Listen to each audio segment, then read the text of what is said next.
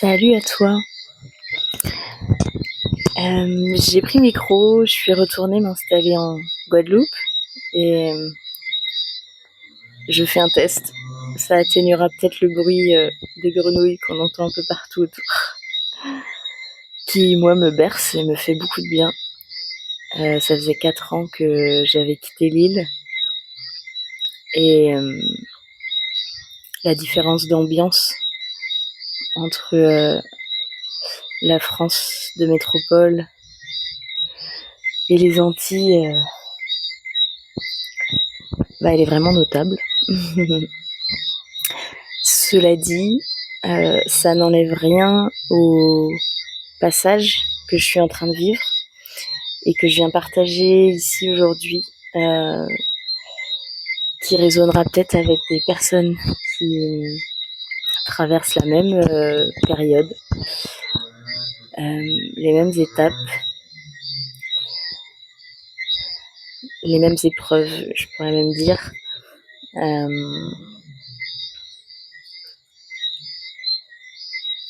Parce que je vis vraiment cette phase d'éveil et d'élévation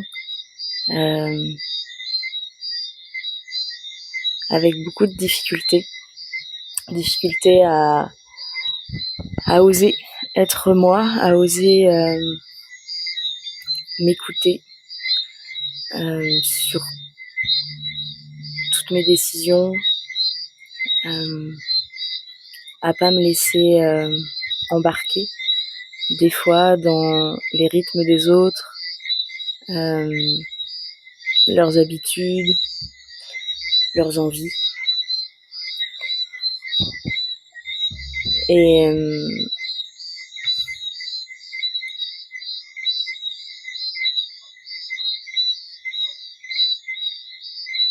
je ressens encore de la culpabilité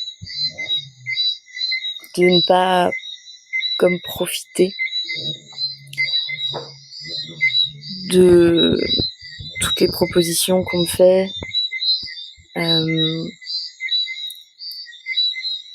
qui semblent parfois comme des belles opportunités et parfois comme des distractions qui au final se révèlent ne pas aller dans la direction que je ressens en moi et qui pourtant restent assez floues dans le mental et donc ne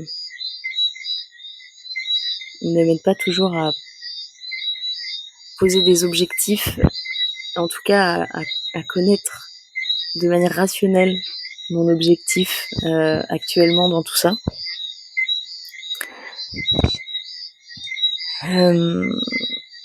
Mais pour autant, un besoin de solitude qui est toujours présent.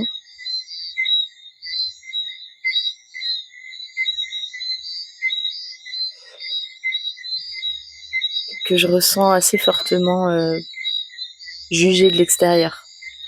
Alors je sais que c'est le reflet de ma propre peur. Waouh. Ma première araignée de Guadeloupe. Ah bah elle est énorme. Bon, petit chat est sur le coup.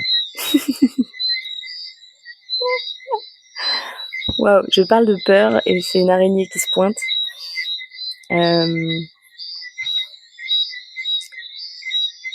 Ce qui me paraît moi assez illogique en fait, parce que j'ai jamais eu peur de la nature, des insectes, des animaux, tout ce qui fait partie du vivant est justement une immense ressource en moi. J'ai vraiment l'impression, et je le partage parce que ce sera peut-être ressenti par toi ou d'autres personnes, que dans mon besoin de solitude pour rester centrée sur ma vibration, ma fréquence personnelle, c'est mal reçu par l'extérieur. Dernièrement, c'est même des sentiments comme la pitié qui ont pu m'être renvoyés.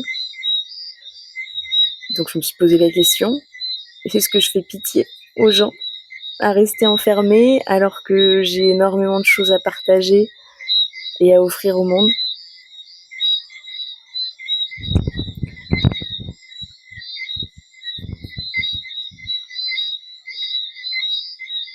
Peut-être. Mais j'ai pas envie de répondre oui à une sollicitation sur la base de cette énergie. Et comme maintenant elle m'apparaît assez clairement, je sais que c'est des endroits, si j'y vais, où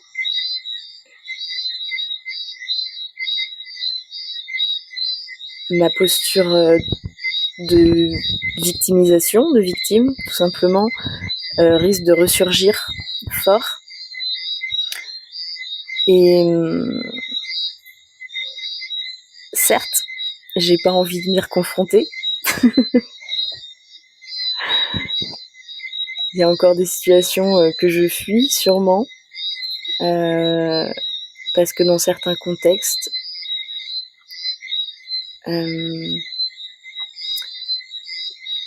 si c'est ravivé très fort, je vais avoir du mal à ne pas retomber dans mes anciens schémas.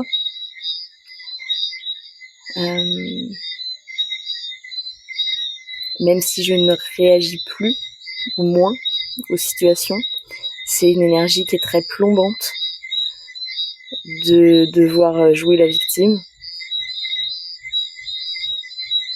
Et il y a pas mal de situations où je me disais dernièrement que j'ai tellement grandi sur ce mode du people pleaser, de satisfaire l'autre dans ses croyances, dans ses besoins, plutôt que moi, plutôt que d'écouter et de rester connectée à qui je suis.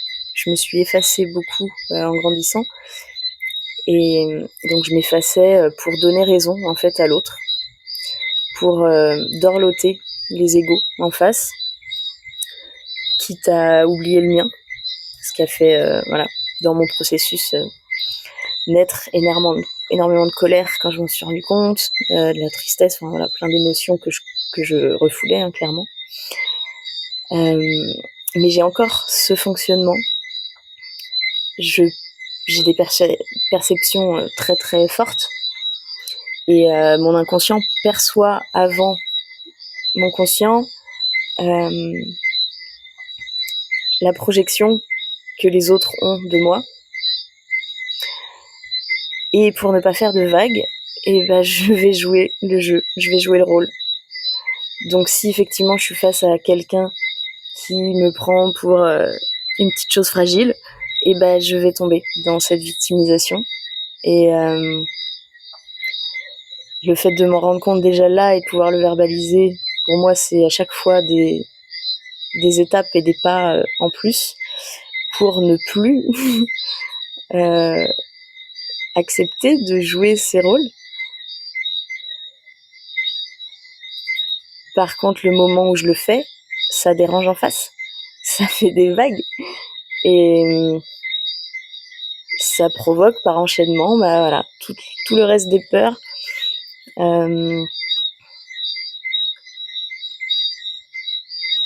D'incompréhension, de rejet. Et en cette période, il y a des moments où je sens que j'ai l'élan, que c'est à moi d'y aller, que c'est à moi de me mettre en action pour franchir cette petite étape de plus. Et il y a des moments où je sens qu'une invitation, c'est une absorption, tout simplement. Et qu'en fait, j'aurais pas mon mot à dire, que j'aurais pas l'espace d'être qui je suis à ce jour. Donc, ouais, ça fait du vide dans les relations. Ça fait du vide en soi aussi, pour justement laisser l'espace à ces envies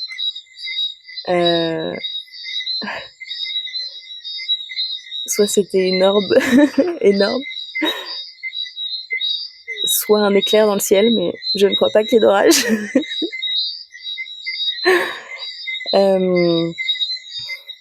Donc je pense que c'est ça, j'ai besoin de beaucoup d'espace-temps, de vide, sans pression, sans m'en culpabiliser, pour retrouver mes envies à moi profondes qui viennent de mes tripes, de mon feu intérieur, sur lequel on a jeté des seaux d'eau dernièrement, mais qui est toujours là. Et ouais, j'ai besoin de beaucoup de temps en fait pour laisser jaillir des envies vraiment personnelles, nouvelles même, qui sont pas par exemple basées sur des anciennes habitudes, un ancien rythme. Laisser émerger vraiment qui je suis maintenant.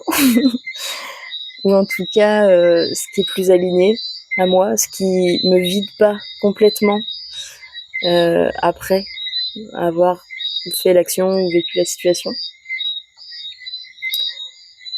Donc ouais, je mets de plus en plus mon hygiène énergétique en priorité, avant la vie des autres, avant les plans et les projets des autres.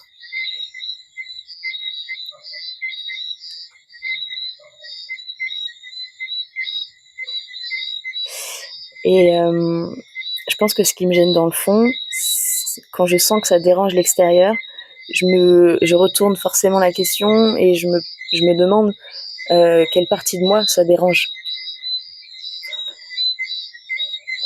Est-ce que c'est pas moi dans le fond que ça gêne, ce nouveau fonctionnement ou cette nouvelle manière d'être et de faire? Et en fait, ça dérange mon ancien système. 222, au moment où je dis ça. Ça dérange mon ancien système.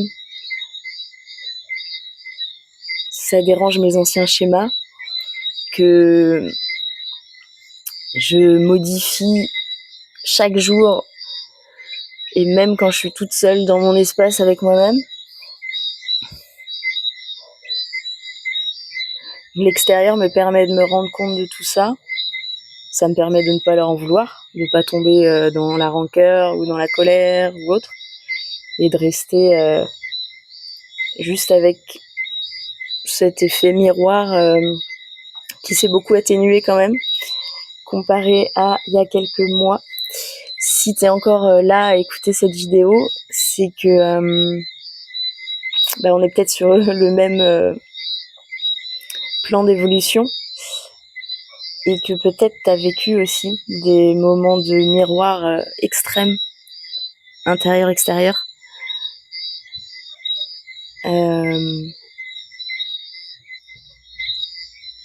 Qui ont à la fois permis de mettre des choses en lumière en nous-mêmes et en même temps tout mélanger, tout inverser, tout... Ouais.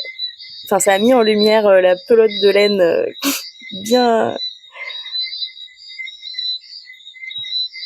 bien emmêlée qu'il a fallu défaire lentement et pour s'y retrouver un peu.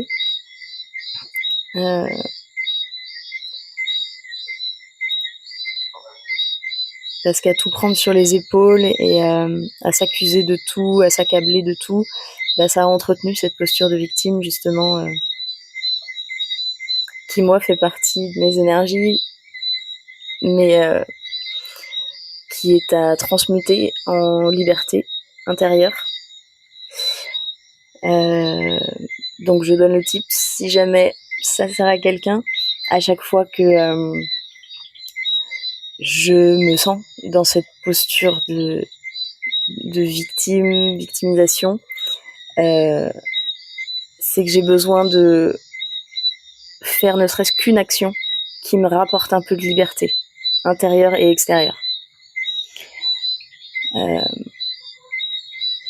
Donc un besoin de un tout petit retrait, une pause, une écoute intérieure pour laisser émerger un élan qui me fera du bien. Là, par exemple, ce soir, c'est celui de prendre le micro et de filmer cette vidéo. Parce que coup sur coup, j'ai eu 2 influences extérieures, on peut dire, qui sont venues complètement me faire douter à nouveau de ma place, de mon choix, de mon chemin, et que ça, c'est plus possible. Plus d'accord. Donc, je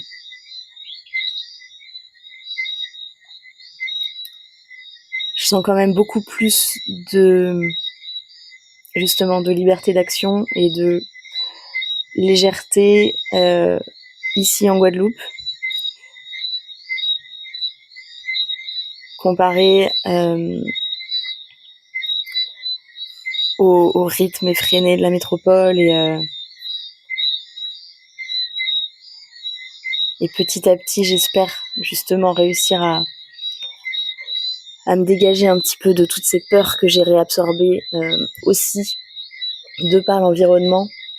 16 minutes 16, en retournant vivre 4 ans là-bas, parce que tout part de l'intérieur, certes, mais l'environnement joue un énorme rôle justement à ce qui se passe dans l'intériorité. Et ça, j'ai mis longtemps à l'accepter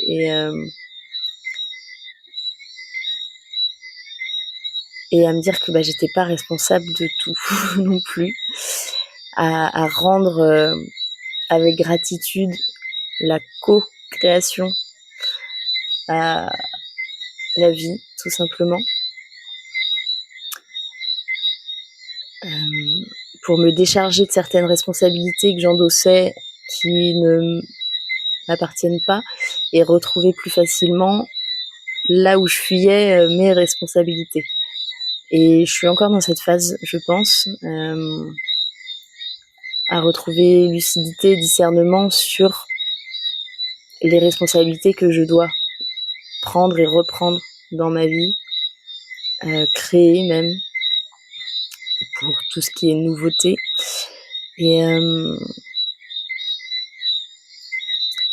Et réussir à retrouver la balance, l'équilibre dans tout ça.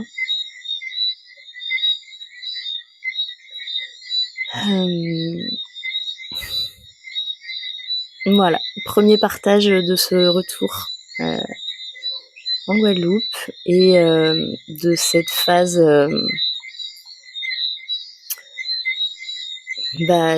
d'ascension planétaire, universelle même, je dirais.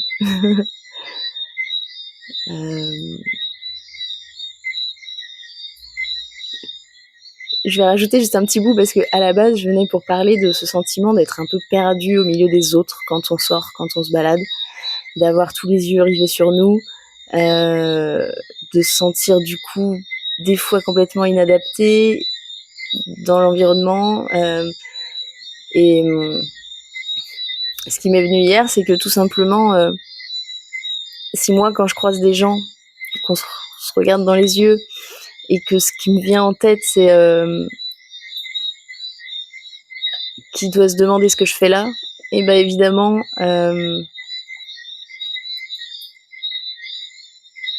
que ça crée du doute en fait sur sa propre place, sur sa propre existence, son propre droit d'être là. Donc un autre gros fossé dans lequel ne pas tomber. Les regards de surprise qu'on capte dans les yeux des gens, on peut pas savoir ce qui les surprend au final. C'est indépendant à chaque personne. Mais réussir à s'autoriser à être malgré tout, ça c'est nécessaire.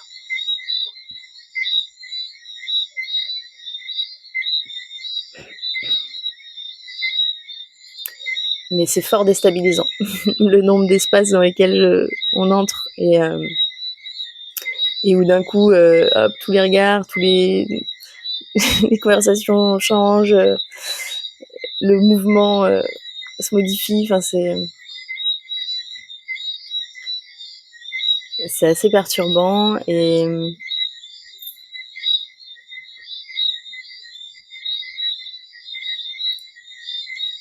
je pense que ça fait suite à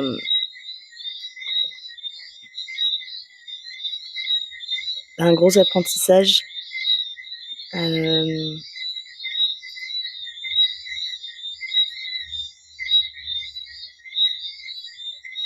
initiation, tout simplement à en faire moins, à être juste présent dans certains espaces, que ça suffit.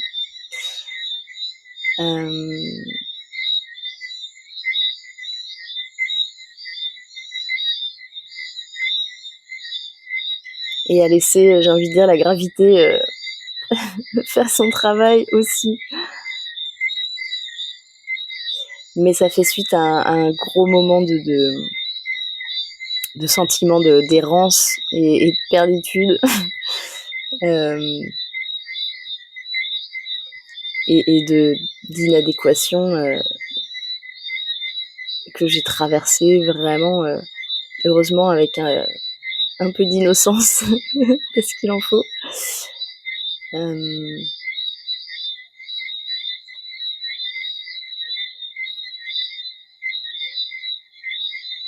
Et voilà, et chaque jour ça évolue, chaque jour ça change, même si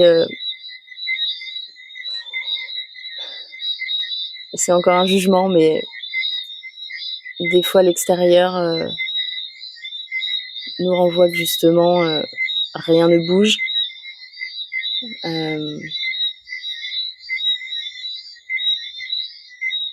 Qu'on n'est plus dans la vie. C'est juste que le vivant et l'amour qui vient vraiment de ces tripes s'est déplacé, a changé de voie, de canal. Et que aller voilà, boire des coups dans un bar, et des fois ça coûte plus que de rester tranquillement connecté chez soi, de prendre soin de soi.